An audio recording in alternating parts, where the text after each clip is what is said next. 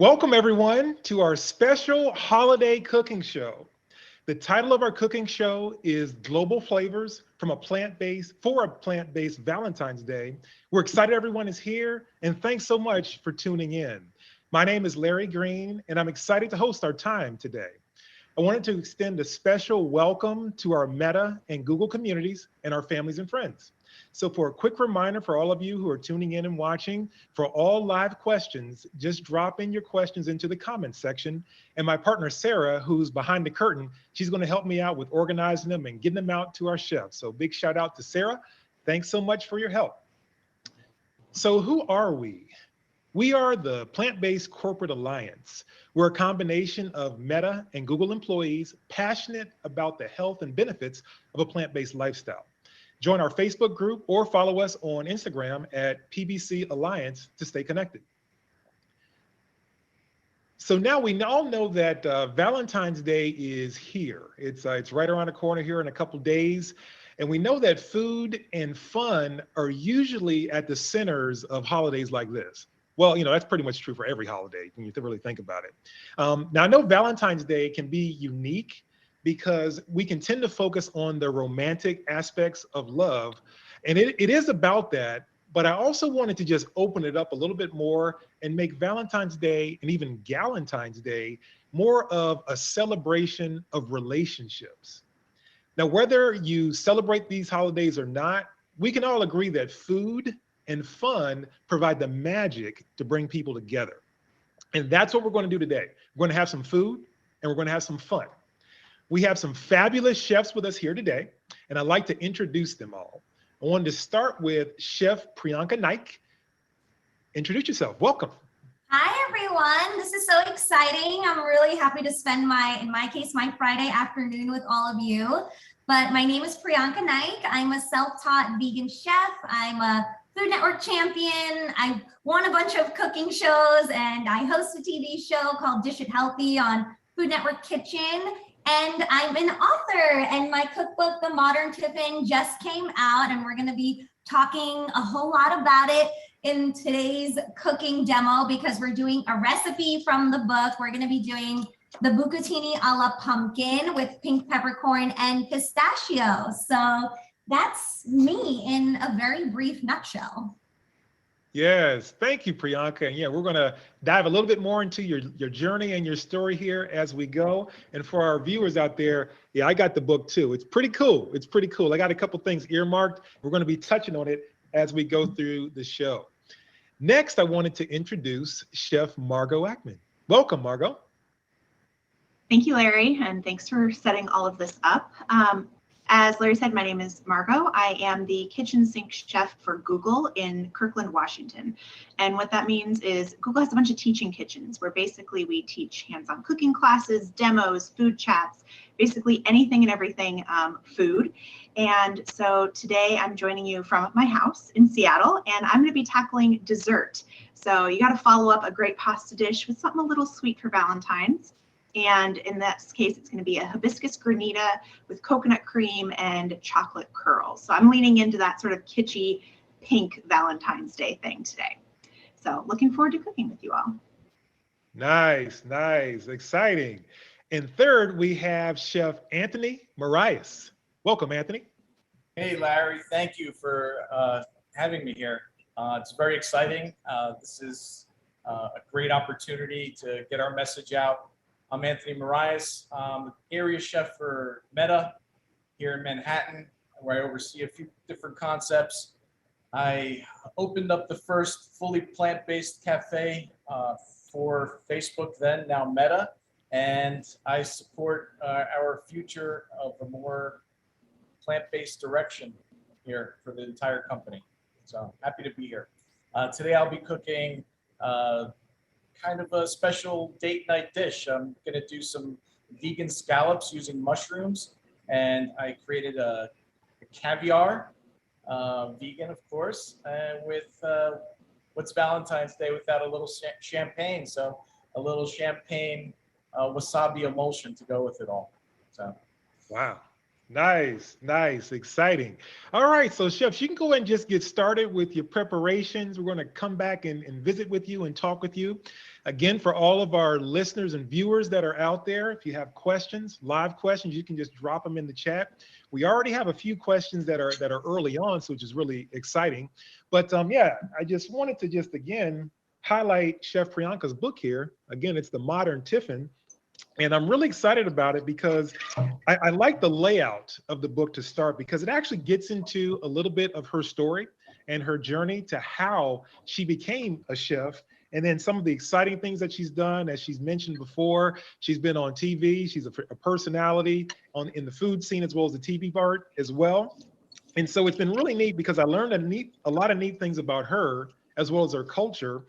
And then the book goes into just some tips and tricks and some fundamentals to just make sure that you have a good experience when you're trying out these different recipes. Because I do have some experience in the kitchen, but all three of these chefs here have way more experience than I do, and so I appreciate the fundamentals of setting myself up for victory when I try to cook these different things. And I'm going to be trying to cook these different things here in the near future, because I just got the book here. So with that, yeah, so they're all getting going here.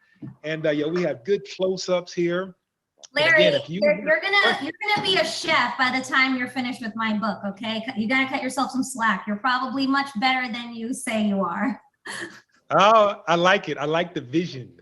The vision. We'll take it. We'll take it. Well, one thing, Priyanka, I like with how you laid out in the book is it's very clear, very good step-by-step procedures on how to put all the different foods together, how to prepare them, and then what to do when cooking and all that. So yeah, I do feel I am set up for victory. So I definitely appreciate that. So yeah, so as they're going in, we'll actually start to jump into some questions, and we'll just get warmed up. Here's one question that just came in, and the question is about Valentine's Day. And it's a general question for whoever wants to chime in. What do you love most about Valentine's Day, and how do you like to celebrate? We'll start with Margot. All right, I am the cheesy holiday person, so I'm probably a good place to start with this one. I think one of the really nice things is whatever Valentine's means to you, I think it's a great way of showing someone you care in general is feeding them, right? It's something that takes effort and attention, and you're putting your time into someone else by making them a meal. So I think that just sort of that above and beyond, thought that you might put into maybe what's the menu, what are their favorite drinks to have along with it. Those little touches that kind of show someone you care are why I've always been a fan of Valentine's Day, and clearly cooking for Valentine's Day more specifically. Nice, nice. Yeah. Anthony, we'll go to you. Valentine's Day. What do you love most about Valentine's Day? Well, I appreciate most of the holidays, and just gives us a reason to celebrate even more. And Valentine's Day is special because we do celebrate our relationships with people that we love, people we care about, and it's nice. I think it's great whether you're going out to a fancy dinner to celebrate that the day and the love, or you're able to cook something with a lot of love and something that's special for the ones you care. So nice. Yeah. Maybe I'm an incredible romantic, but I really love it. So. And I forgot something critical, which is chocolate. Can we all agree that that's like a good reason to love Valentine's Day, no matter what? Chocolate is probably number one in my life, but it's a great excuse for indulging. Chocolate. Yeah. And Priyanka, what are your thoughts about Valentine's Day? Just, waiting to hear everyone's responses, because I am the Grinch of everything, funny enough. I love dressing up. I'm really about I match the dishes that I make. I'm all about that, but I'm actually very anti Hallmark holidays. Something about it just to me is it's I can't put my finger on it exactly. I generally love cooking for people, and I love being generous and kind of the people in my life and kind of loving them in general. So for me, I'm kind of well, I don't need one random day just to express that. But also I think it's more the emphasis on like couples. I'm like, can we just like not do that? Can we just like be cool with each other and love each other regardless of if someone's in a relationship or not? So I actually have like a very different perspective on it. Like I'm all about celebrating. I'm all about like, I love cooking for the occasion, but I'm kind of like about the actual holiday aspect of it. I hear you. I totally understand it and get it. As I'm listening to you, Priyanka, that to me, it seems like the commercialization of different holidays can almost, force out or strain out the true meaning behind the heart of the holidays. Yes. But yeah, that's what I think about. Yeah, Valentine's Day. It's a celebration of relationships is how I think about it. And you don't need a day to do that. You can do that every day, every hour of every day, if you really think about it. Yeah, makes sense. All right, one other quick question here that came in. As a chef, and we'll start with you on this one, Anthony. As a chef, do you prefer to cook or go out for Valentine's Day? I prefer to go out for Valentine's Day. Prefer to go out every day, if I could, actually. I think I do or have a hand in cooking enough for a couple thousand people every day that it's kind of nice to be able to go out. And, the thing, chefs, everybody thinks, oh, you're a chef, you must cook at home all the time. Chefs like to go out to just, have some new experiences as well. And it's the way to keep your finger on the pulse and, what's going on out there in the world. We got to always keep trying to innovate and be fresh, not only for ourselves and for our careers, but for those that we feed, for our guests, so we don't want to bore anybody. So that's one way that chefs kind of continue the education, is by going out and visiting other chefs. Yeah, that makes sense. Margot. I'm going to second what Anthony said. I am all about either someone feeding me, and that can be like literally top ramen. I don't care. Just if you feed me, you win brownie points, or going out. I mean, as he said, cooking day in, day out, it's still fun. It's still something I love, but it does feel a little special when I don't have to do it and when I can maybe be on the receiving end of a little bit of that attention. So yeah, I would vote go out and try something new. Yeah, that makes sense. Yeah, because all of you enjoy cooking, obviously, but it's work. It takes effort to do it and time and energy to do it. So yeah, that makes sense. And Priyanka, cook in or eat out? Yeah, this is an interesting question because I feel like all three, well, Margot and Anthony are more similar styles of chefs than I would say me, because I'm not cooking for, thousands of people every day, having to construct menus every day like them, which is incredibly impressive. And so for me, a lot of my time goes into recipe development, obviously writing recipes, writing books, doing brand partnerships, and I do a lot of different pop-ups and events. So it's a little bit I'm a little bit in the middle because I love eating out. I really love supporting local businesses, trying new foods. But I do cook for myself a lot because I'm also really into controlling what goes into my food. And I know that for me, I feel better on a regular basis if I'm consistent about what I cook for myself and how I eat. So I definitely cook more for myself than I go out, but I love going out because it's really fun to just basically what they said, it's really fun to not have to clean my kitchen all the damn. So yeah.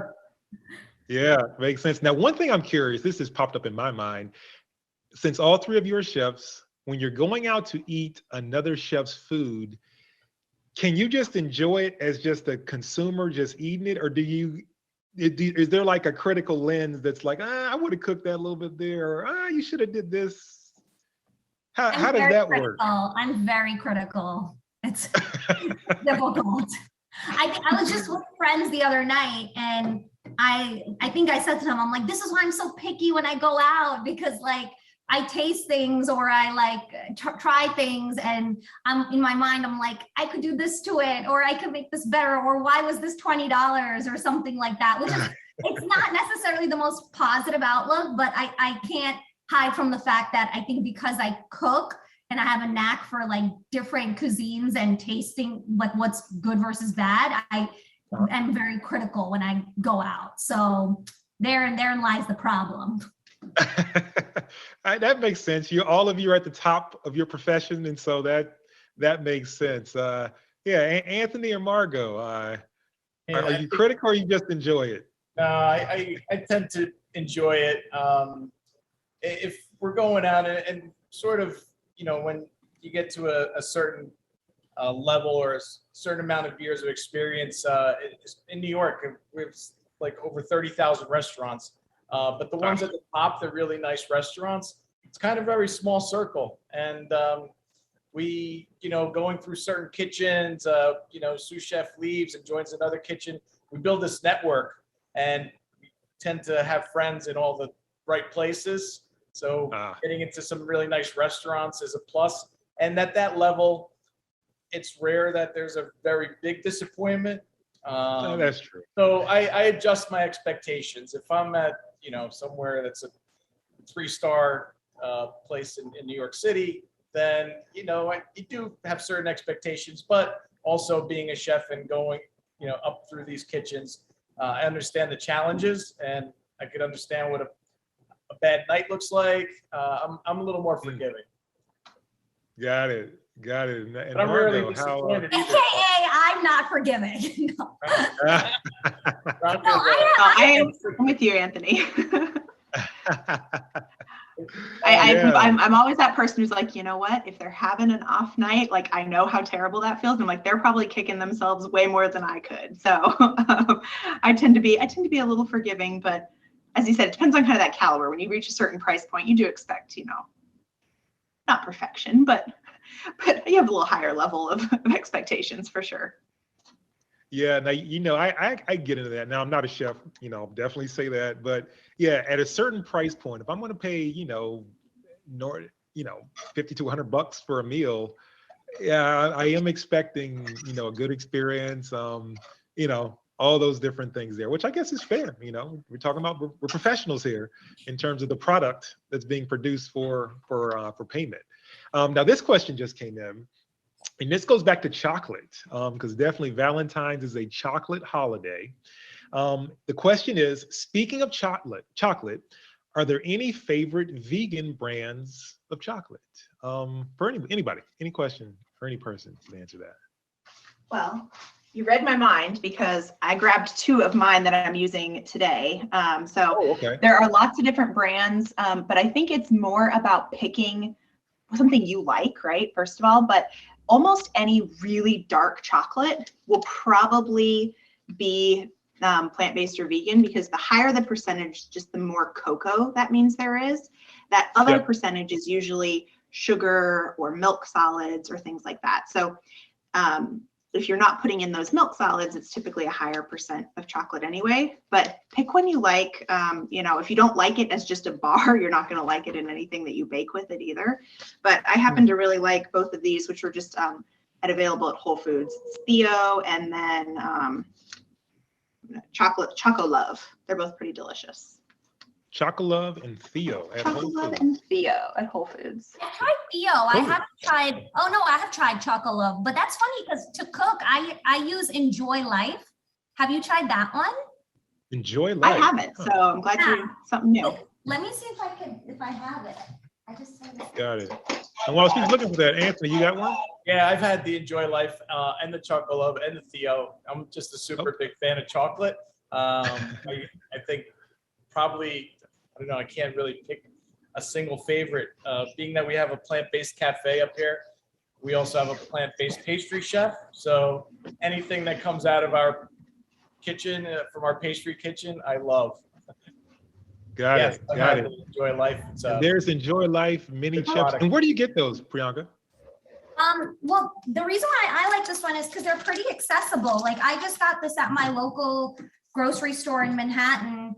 And you can get it online too, and they sell it in bulk. And because I'm a chocoholic, I need to have the bulk of these on hand for all my consumption and baking purposes.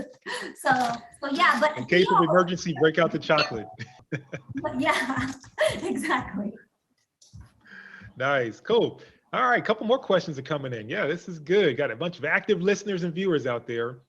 So next question is, yeah, and this I guess is a geographical question. So this is a New York question as well as a Seattle question, and it is, what is your favorite vegan restaurant or cafe in your geographical area? So we'll go with Seattle. We'll go West Coast to start. Do you have a You favorite? had to start with me, and I don't even have one. I was sitting here going, oh, Oh. please think of something. Please think of something. Oh, No, to be honest, I don't have a fully plant-based or vegan favorite. I tend to kind of find those dishes at generally,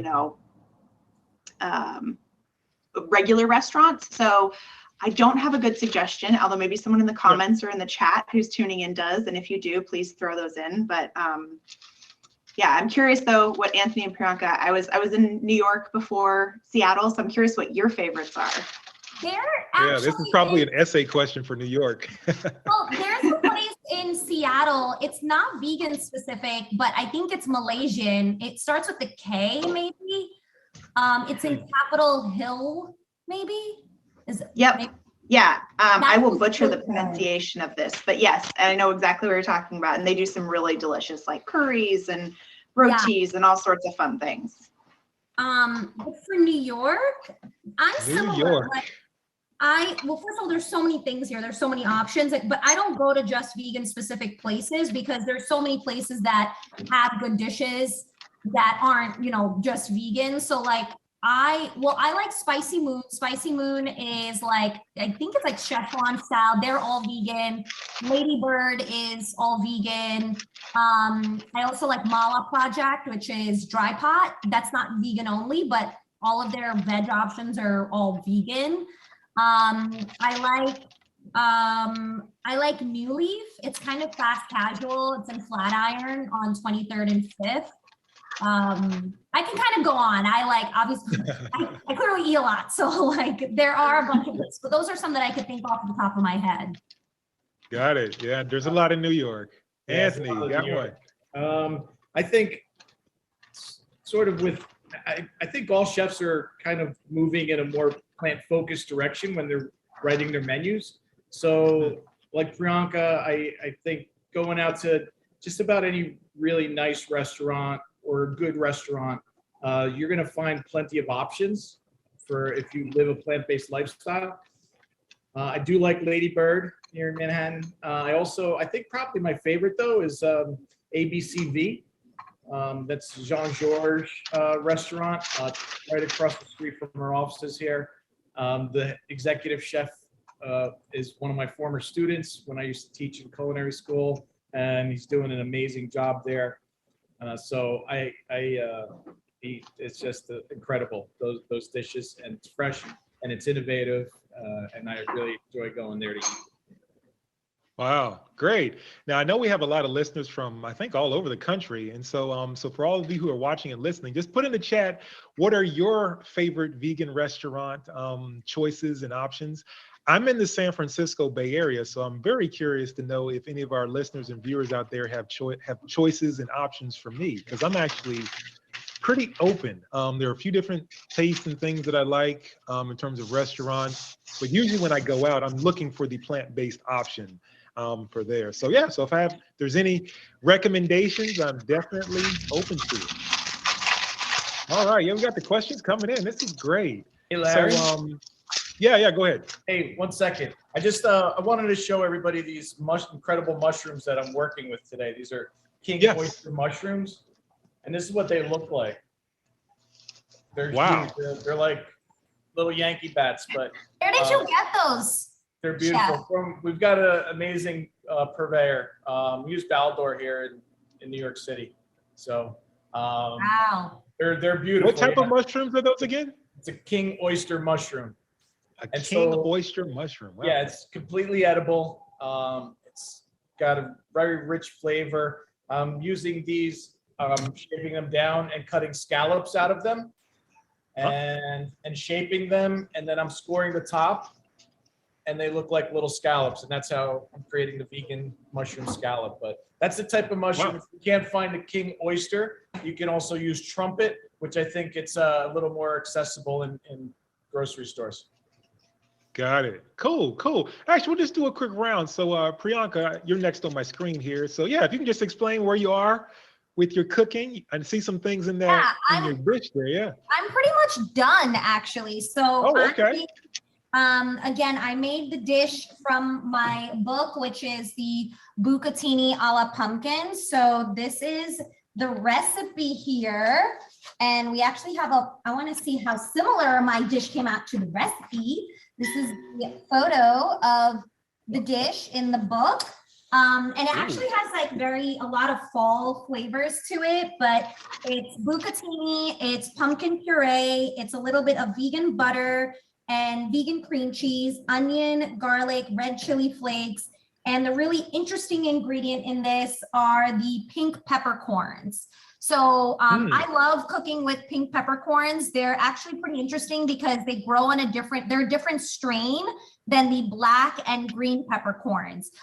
So they actually have like a very different flavor. They're very floral, they're very sweet and delicate. They're not spicy at all. And I pair it actually with some pistachios. So that's incorporated into the sauce and it's going to be a garnish on our pasta. So this is pretty much done. So I'm gonna plate it and I'll show you how I garnish it. And it's a really simple dish. And I don't know what all your like favorite pasta shapes are, but mine's bucatini. So that's why we're using it in this because they have like these little holes in them. I just want to show you. So like, it's basically like a thick spaghetti and there's a hole in it. And the reason why I like that is because then it sucks up all the sauce. So it becomes really like each bite is very delicious and saucy. So you don't have to worry about getting like an uncoated bite, you know? Nice. What page is that on, Priyanka, in your book? I'm gonna bookmark that right now. It is on 64. So the picture is on 64. Yeah, the recipe's on 63. There we go. I think that's the one I'm going to try because that looks great. And I'll be honest, like the camera is not doing justice to like the color of the dish because it is quite like bright and orangey. Yeah, if you can do a close up. Yeah, there you go. If you can bring it close as you can. There you go. Nice. Can you guys smell it? Do you have smell-o-vision yet on Zoom? Facebook needs to get working on that. That's the next project, right? Meta, come There we on. go. We want to smell our food here. We need it. Yeah, Margot, yeah, explain where you are and what you're doing. Yeah, of course. I've got kind of three components going on today. Again, I've got the granita, and what a granita is, it's basically just like a shaved ice that you can make at home. So this version being based with hibiscus, it's as easy as like making tea. I basically take a pot of water, bring it up to a simmer, add in some hibiscus flowers, which are actually nowadays pretty easy to find. They sort of look like sad fallen leaves out of the backyard, but they're these really fun tropical flowers. They have a really nice tang to them. They're bright red, they're really fruity. You kind of just let those steep just like you would making a cup of tea. Then you add in a little bit of sugar, a little bit of lemon juice, strain it out, and you've got this kind of liquidy syrup that looks just like this. It's this gorgeous pink color. This goes into the freezer. Now, the only thing about this recipe is it takes a little bit of time, so you have to kind of plan ahead, but I pop it in the freezer, and then later on, I'll show you what it looks like when it comes out and how we kind of finish it. So that's my first element. My other two parts are really simple. The coconut cream, I have a really cold can of coconut milk that I popped in the fridge overnight, like the colder, the better. And then you're going to scoop out all of that hardened coconut milk that comes off the top. So there's two layers. There's basically a really thick layer, and then all the watery part will fall to the bottom. So you scoop that out, throw it in a bowl with some powdered sugar, a little bit of vanilla, and you whip it up just the same way you would whipped cream. So I'm going to kind of be doing that in the background. And then last but not least, because we're talking about chocolate and it's Valentine's, are the chocolate curls. So you could, of course, just throw some chocolate chips on top of this and like no one would be mad about that. But another fun option is if you just melt your chocolate, like even in a bowl in the microwave, just get it melted.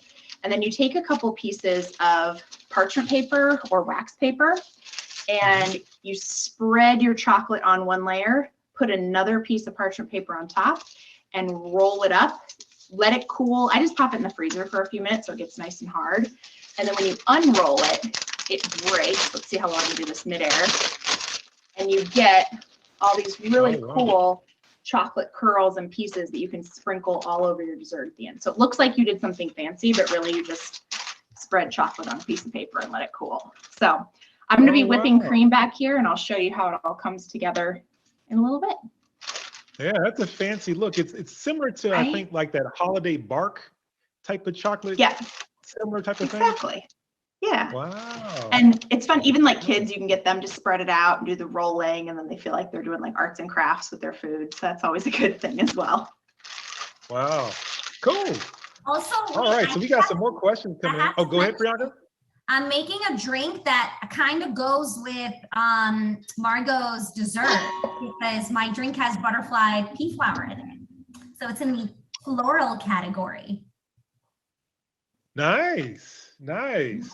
Cool. So we got a couple more questions here. Priyanka, this one is for you. This says, do you have a preferred pre-made vegan yogurt to make? Raita, I think is how it's pronounced. Oh, I might have butchered. yeah, to use like a brand of yogurt that I like. Yeah.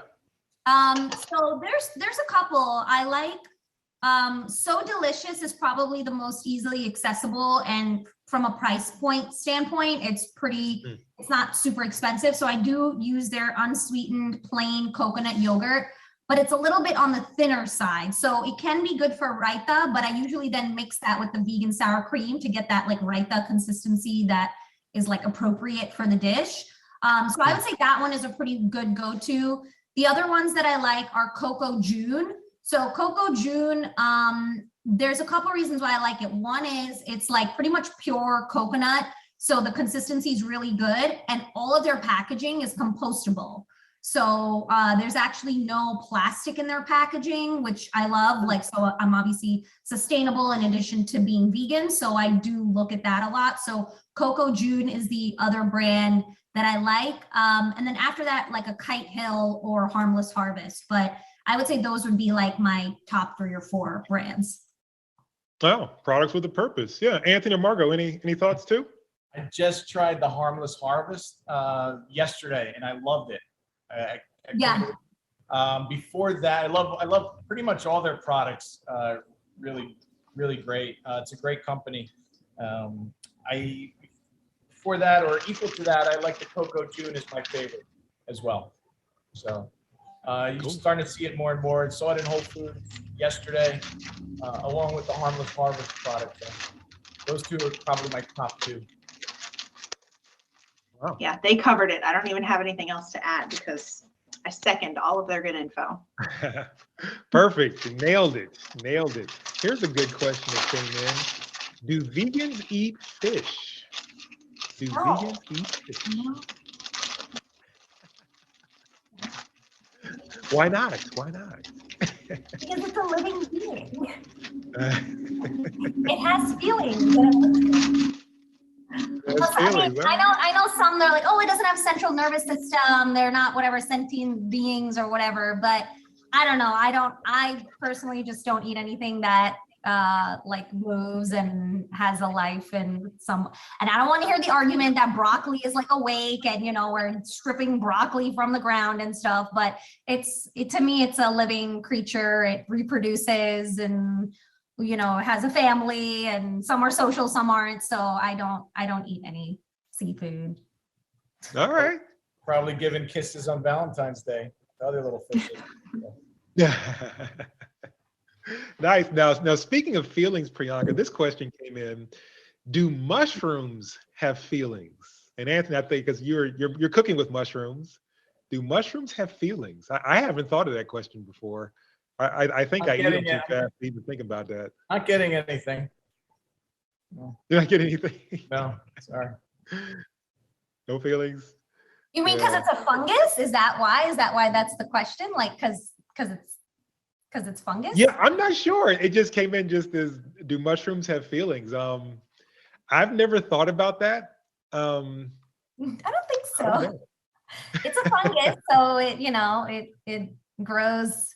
I don't know all the, specific, I'm not like a horticulturist or whatever, where they study the plants and stuff, but it's a fungus. It doesn't have it's not a, what is that, sentient being. So no, I don't think so. Yeah. Yeah, I eat them too fast to even consider that. But maybe I should slow down and consider my food first. But oh well. Yeah. Let's see. Couple other questions. Yeah, we got a few of them coming in here, which is great.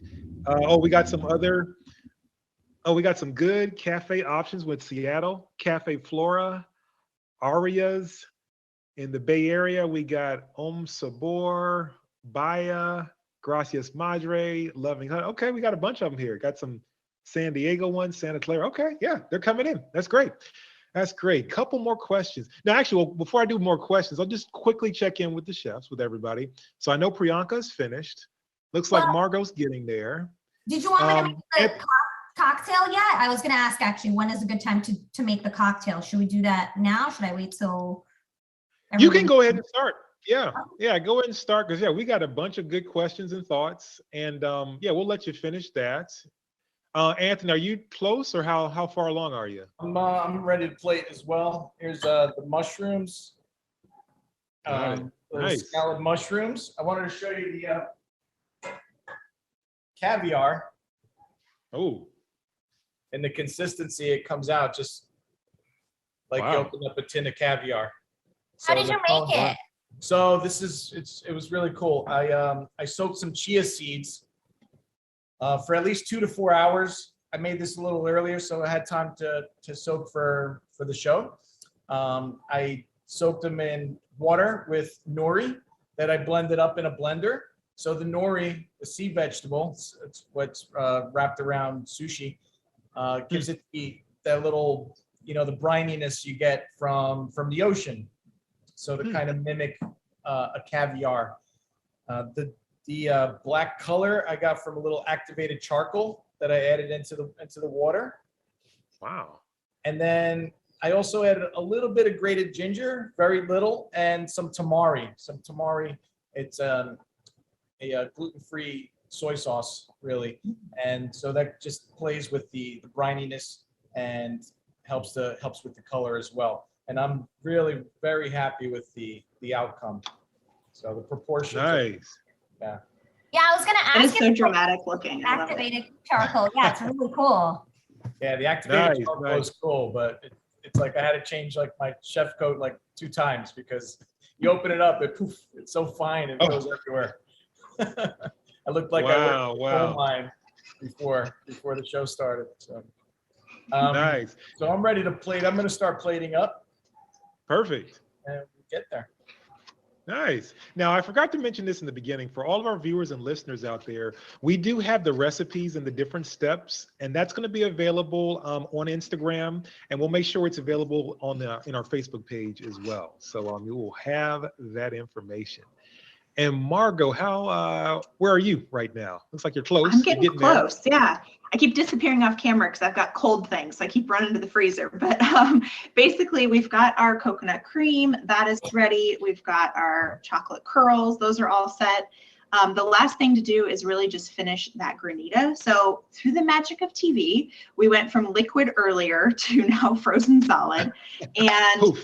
what you end up doing is with a fork, you just take it and you scrape it along and it shaves it into kind of this nice fluffy shaved ice texture. So that is what sort of your end product looks like. And then all I'm going to do is in either a bowl or a glass. I kind of like using a clear glass because then you can see all the layers. I'm going to just kind of start layering things up, some cream, some granita, some chocolate. And then if you want to, you can always top it with a couple of raspberries. So I'm going to start building our final dessert over here. Cool. Good. Yeah, the questions are rolling in. So I'm going to just Larry, start going now. Go ahead. while you pick the question, can I just show you one thing for the cocktail? Because I have to put it back in the freezer. Yes. So I'm making a cocktail from my book. It's called the Unicorn Refresher. I'm making it as a mocktail. You can obviously, my recommended liquor of choice in this is gin if you wanted to make it a cocktail. But one of the ingredients in it are rose ice cubes. So all you do is take water and you add edible dried rose petals into it, and you can add a little bit of rose essence.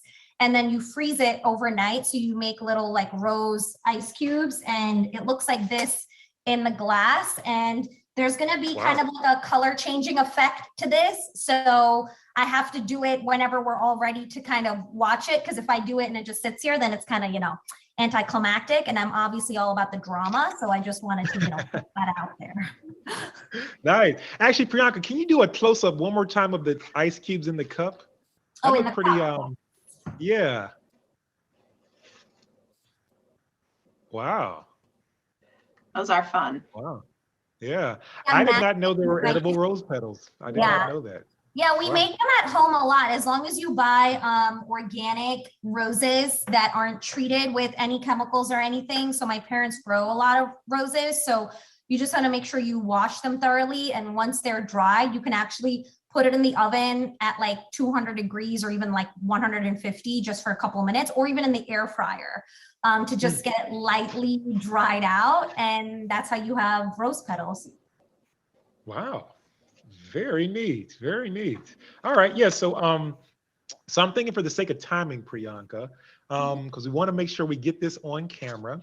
Yeah, we got about I don't know, 15 or so minutes are left. How long will it take, Priyanka, to do this? I just need to pour the stuff in and make the magic. Oh, okay. All right. So let's do a couple questions and then we'll circle back to get the dramatic effect as we begin to finish out. So let's see. We got a few things here. Let's see. One question is, where do you buy pink peppercorns? They don't seem to be available at a typical grocery store. So if it should be available in the spice aisle. They're definitely available at Whole Foods. Okay. And a lot of farmers markets will have them too, if they kind of have like a spice vendor. If you live in New York City, a really great place to get them is at Essex Market. It's in Lower East Side. It's a really cool market. They have multiple levels. There's a huge spice vendor there, and he sells pink peppercorns. They are a little bit on the pricier side though there. So like if you can get it online, that's probably better. Or many times Indian grocery stores will have them too. I get most, if not all of my dry whole spices or any spice at Indian grocery stores. So yeah, they're definitely available. It's just one of those things that I feel like if you're not looking for it, you don't see it, but it's usually there. And they many times, if they're not sold alone, they'll be sold in like a multicolor, like multicolor whole peppercorn. So like white, pink, and green sort of together. So. Got it. Thank you. Cool. All right. And then Anthony, this one came in for you. What is your vision on the trend for the next years to come in the culinary field? What are your thoughts on the future? No pressure there, Anthony. Yeah. The essay question. Predict the future. I think the trend is kind of evident. I think everyone's really becoming more plant focused. A lot of the ingredients that all three of us are using today, probably 10 years ago, a lot of people wouldn't have known what that was or haven't heard of it. Like chia seeds, but now I feel like it's kind of fallen into everyday vernacular around foodies and cooking circles. So I think it's inevitable that we move in that direction, just not only for our health, but for the good of our planet as well. In the name of sustainability, there's definitely needs to be addressed the production of animal protein and the farming practices, and there's a lot to be addressed there. So I believe that definitely plant-focused chefs are the wave of the future. Yeah, got it. Margot, Priyanka, any thoughts on that? I'm going to turn that into an NFT somehow and try and sell it. Yeah. No, I agree. I mean, I think that even those folks that aren't fully plant-based, which I am not, I am what I call like plant forward. I eat definitely mostly always that way, but it's not, plant-based. I think folks that are sort of heading in that direction is definitely going to be much more common rather than, full carnivore all the time.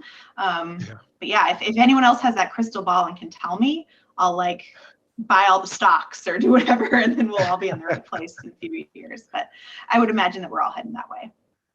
Yeah. If any listeners out there got any, concrete forecast, just drop it in the chat. Would love it. Yeah. I think like obviously in addition to everything they said, like plant forward and all that, I think a group of people that are probably going to be the most significant in helping maybe reverse some of the damage really that we've done to the environment through our consumption across the board, right? Not just food, are going to be flexitarians. So kind of like, seems like Margot, seems like you're a little bit like a flexitarian, like it's not like someone like me who's completely vegan, but someone who is making an effort to incorporate more meat-free or plant-forward days into their kind of daily lives and to just be more cognizant of what they're consuming. So I think that group of people is going to have a significant positive impact. I think outside of just like being more plant-forward and vegan, I think sustainable farming and sustainable foods are the future. If not the present, they are the future. So hydroponic farming, rooftop gardens, vertical gardens. I think a lot of that is very prevalent in New York City and in Chicago and other urban areas. But I think sustainable farming and bringing some of that farming into your own home in a way is going to be the future, because it requires less water, it recycles water, you can grow produce year round without any use of chemicals and access land. And it can help address food deserts, which are very prevalent in this country. So I think sustainable farming is going to be definitely part of the future. Great.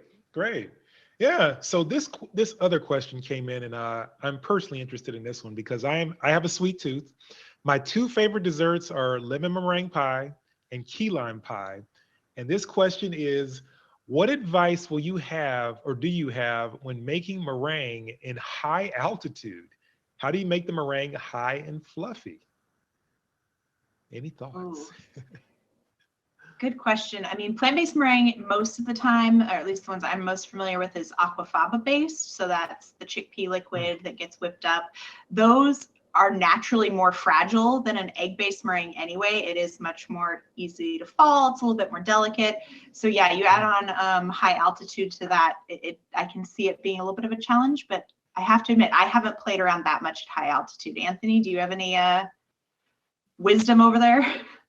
Over here, I'm about 19 floors above sea level here. So it's not extreme high altitude, but I think probably the best option is the aquafaba using the chickpea liquid. It's pretty cool. It's like it's sort of like magic how you can turn that into a light, fluffy, bright meringue that's tasty.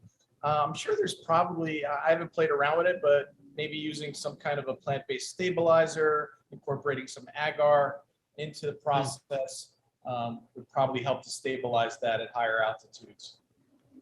Yeah, I was going to say that with like cream of tartar or like the agar or something will probably help, because usually when I work with aquafaba, I don't usually add that stuff, but I'm also not in like, I don't know, the mountains of, I don't know, Peru or something. Colorado somewhere. I'm like Chile, like making like meringues, but I wouldn't, yeah. Wow, cool. Yeah, so for all of our listeners and viewers out there, if you have a good lemon meringue recipe or key lime pie recipe, please drop it in the chat and I will fix it. I love those two desserts. All right, so we got a few more questions and thoughts coming in. This is great. So yeah, much love to all of our listeners and viewers out there for being so active here. So yeah, we got about 10 minutes or so left. So what I want to do, we'll go through one chef at a time. If you can just do your final presentation. Priyanka, we'll come to you last. That way we can do the drink magic there. And then after that, we'll just go through as many extra questions as we can before we end. So we will. I'm gonna do a throwback here. When I was younger, I would love to eat dessert first. So Margot, we'll go with you. All right, and mine's as easy as holding up the glass. So that's a good place to start. So I layered everything right up in here. We've got some coconut cream on the bottom, little granita, and just sort of built it off. And then at the end, you can top it with your raspberries or strawberries, whatever you've got. This will hang out for about 15 minutes or so at room temperature before it starts to melt. So you can either build it and then pop it back in the freezer, or just kind of build it right before you're ready to eat it. Once you've got everything ready, putting the layers in the glass is a super quick thing to come together. So yeah, I'm with you. Dessert first. This is a good place to start, and then go on to your savory things. Nice, nice. Excellent. Yeah, it looks great, Margot. Love it. Thank you. Anthony, let's see. Right, so I'm gonna point my camera down on my dish, and I'm gonna do a plating live segment. Nice. I made a little bit of a little salad to go with the scallops. I've got some edible flowers in the name of Valentine. A little bit of watermelon radish for the color, but also for the pepperiness. I like to kind of develop a symphony of flavors on the plate, and got some in-season fruit. So today in the market this morning, we had some red currants, some gooseberries, and some kumquats. So I sliced them up, incorporated that with a little bit of mint and tarragon, and some bull's blood. It's a microgreen that I got also at the market this morning. I'm going to dress that up with a little bit of the champagne dressing. Wow. Okay, mix that up. On the plate, I'll put the camera down. There we go. Here's the champagne yuzu emulsion. So I emulsified the champagne vinaigrette with some silken tofu, and I add a little bit of wasabi mustard. If you can't find wasabi mustard, it's kind of a tricky product to find. You can use some fresh wasabi or a wasabi powder that doesn't contain some artificial coloring. If you see it, it's really, really bright green, like a neon green. It probably has some artificial coloring. I'll do something. Oh, that's a good tip. I did not know that. I'll take a couple of the scallops.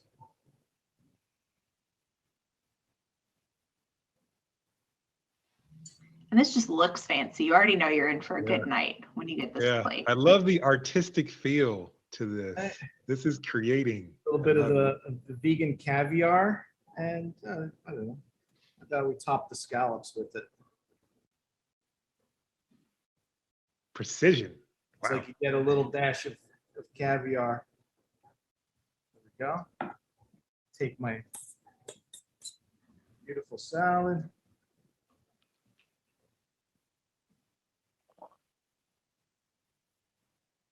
There, and a few more red currants just to decorate the plate, and maybe some super thin slices of kumquat kind of lay in there. Wow. So Anthony, I need you to reach through the screen. I need you to reach through the screen and hand that to me now, Anthony, please. Thank you, sir. Thank you. Thank you so That much. looks great. That looks great. Thanks. Thanks. All right, Priyanka, let's see it. Oh, actually, I guess you can show your plate again. And then after that, if you can do the drink. Yeah. So we, I already plated it because I'm impatient and that's who I am. But I plated it and I just did a little swirl of the bucatini a la pumpkin. And then I just garnished it with a bit more of pistachio and pink peppercorn.